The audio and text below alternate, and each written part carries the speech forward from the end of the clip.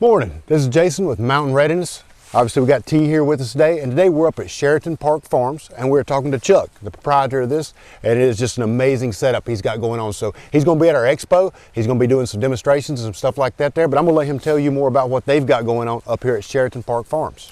Yeah, so hey, my name's Chuck Lewis. My wife and I own Sheraton Park Farms. It's a 70-acre regenerative agriculture farm here in the northern part of Wilkes County, northwestern North Carolina.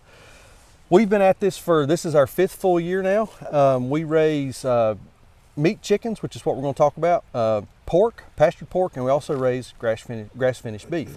We're a regenerative agriculture farm, which means that we don't use any chemical fertilizers, no chemical pesticides, no chemical herbicides. We don't use prophylactic antibiotics on our animals. Of course, if we have an animal that's sick, we'll treat it, but we just don't give animals medications just to give them medications.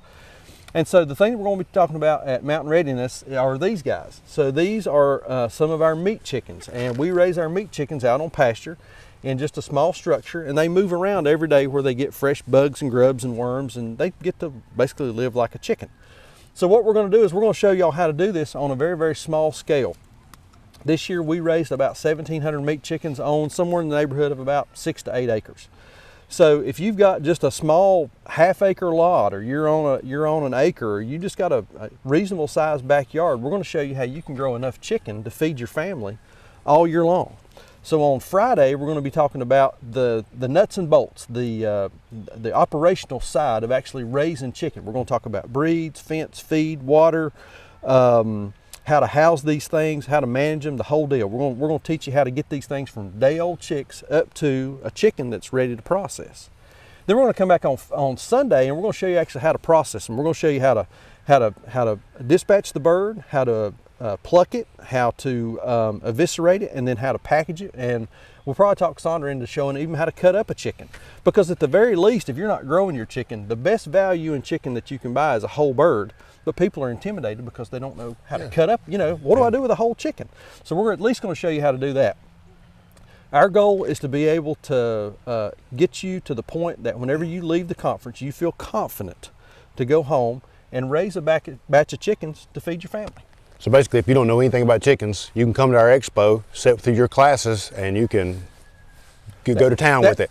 Exactly. From farm to table, folks. So from farm to table, if you ever wanted to raise chickens, you just didn't want to know where to start, this is it. This is going to teach you from, what chickens that you need to be buying, raising, how to feed them, how to take care of them, all the way to the processing. And then, of course, like we said, too, if you're going to raise meat chickens, don't name them. Exactly. Don't name your chickens. It's not allowed. It's not good. But this is going to be phenomenal. Mountain Readiness Expo is going to be May 5th, 6th, and 7th. Union Grove. Union Grove. Chuck will be there on that Friday, and we'll return for the processing section of this on Sunday. So check us out. If you got a chance, is there anything else on the regenerative side of the farming that you do? How do you move these guys around? Yeah, so whenever we're raising these chickens, typically they're in this structure that we've got out here. This is called a chicken tractor. And what we do is the chickens, they come as day-old fluff balls. We start them out in a brooder, and they stay in there for a couple, 3, 4 weeks, depending on time of year, of course.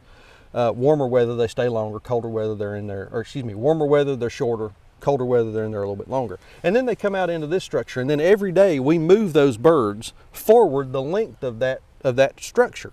And so every day, this is the beauty of this thing, they come off of their manure onto fresh grass where they scratch around for bugs and grubs and worms and eat grass, and they basically live like a chicken. Now here's the added bonus. These guys are going to fertilize your yard for free. You don't have to go buy fertilizer. You just move those chickens along.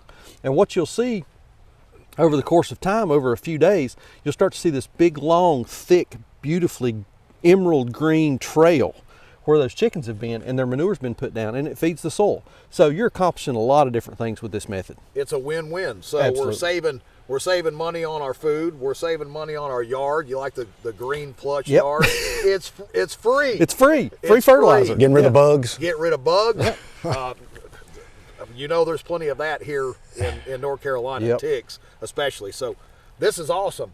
Chuck, we appreciate you having us here with your time. If you guys, I'm sure a lot of you already know Chuck, but if you don't, we're going to put his link down at the bottom of our posting here. check them out. These guys are phenomenal. They've been doing this forever. A vast array of knowledge right here at your disposal. So come see us, Mountain Readiness in May. Chuck, thank you for your time, guys. sir. Thanks, Jay. Chuck, thank you. MountainReadiness.com. Tickets are on sale now, so get them while you can. Come see us.